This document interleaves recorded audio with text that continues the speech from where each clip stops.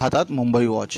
आंतरराष्ट्रीय सहकार वर्षानिमित्त ठाणे जिल्हा हाऊसिंग फेडरेशनतर्फे सहकाराकडून समृद्धीकडे या उपक्रमाअंतर्गत स्वयंपुनर्विकास आधारित हमखास पुनर्विकासाची हमी देणारी माहितीपर कार्यशाळा शनिवारी ठाण्यात पार पडली.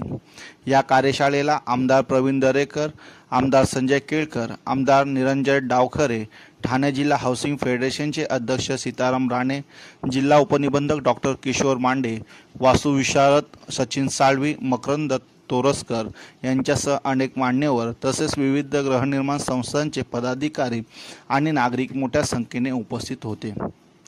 राज्यातील सहकारी गृहनिर्माण संस्थांच्या पुनर्विकास प्रक्रियेला गती देण्यासाठी भाजपचे विधान परिषदेतील गटनेते व मुंबई बँकेचे अध्यक्ष आमदार प्रवीण दरेकर यांच्या अध्यक्षतेखाली 11 सदस्यांची एक विशेष समिती स्थापन करण्यात आली होती. या समितीने नागरिकांच्या सूचना आणि अपेक्षा विचारात घेऊन तयार केलेला अंतिम अहवाल सोमवार 14 जुलै 2025 रोजी सायंकाळी 4 वाजता विधान भवन येथील मुख्यमंत्री समिती कक्षात शासनास सादर केला जाणार आहे. देवेंद्रजींनी बारकाईने कसं लक्ष देतात. जेव्हा आम्ही श्वेतांबराच्या ओपनिंगला चाललो होतो केळकर साहेब, मी योगेश सागर आमदार तिथले आणि सीएम साहेब आम्ही गाडीत होते, तर ते सांगितलं रे की अशा सगळ्या इमारती उभ्या राहिल्या, तर उभ्या इमारती बाजूला राहिल्या तर कसं काय होणार. त्यापेक्षा 5-5 इमारतीने एकत्र या, 10 इमारतीने एकत्र या, चांगलं गार्डन, चांगला क्लब हाऊस, चांगले रस्ते, चांगलं प्लॅनिंग करता येईल. मग त्यांनी सांगितलं तुझा जो स्वयं पुनर्विकास आहे त्याच्यात क्लस्टर समूह पुनर्विकास पण घ्या.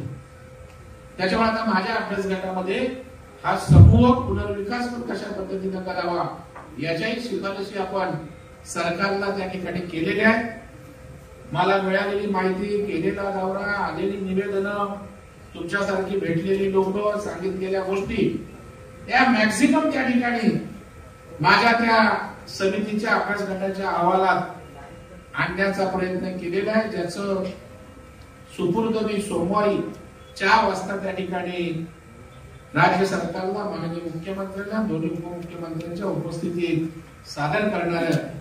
आमच्या ठाण्याचे प्रतिनिधी म्हणून केळकर साहेब, निरंजन आणि आपल्या स्नेहा पंडित दुबे हे त्या ठिकाणी येणार आहेत. कारण एमएमएम रिजन मध्ये मी एकटा पुरा पडणार नाही, आमचे लोकप्रतिनिधी सगळे इन्व्हॉल्व झाले तर आणखी आपल्या या विषयाला गती मिळणार आहे. निश्चितपणे तो अहवाल जर सरकारने जसाच्या तसा स्वीकारला, एक क्रांती हाऊसिंग सेक्टर मध्ये होईल याच्यावर माझा पूर्ण विश्वास आहे. क्रांती होईल.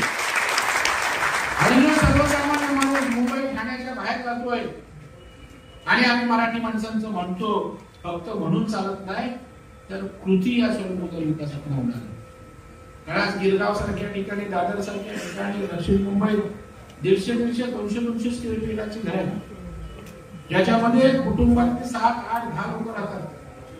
कामापुरात तर 50 स्क्वेअर फीटाचं घर आहे, फक्त किचन स्टोव आतमध्ये किंवा गॅस आणि बाहेर लावतात लोक ड्रम ठेवून. आणि मग कुटुंब मोठी झाल्यावर त्यांना मोठं घर मिळालं तर त्या ठिकाणी कशावरती वसई विधान कसायला जातील ते बिल्डर देणार नाही. कारण बिल्डरला तुमच्या देणे नाही, त्याला नफा कमवायचा आहे. इथं आम्हीच सांगतोय की आम्ही स्वयं विकास करतो, आमच्या छोट्या जागेची मोठी जागा करतो आणि आमचा माणूस हा मुंबईच्या बाहेर जाणार नाही, मुंबईतच राहील, ठाण्यातच राहील, याची काळजी सुद्धा तुमच्या भूमिपुत्रांसाठी यत्न त्या ठिकाणी मिळते.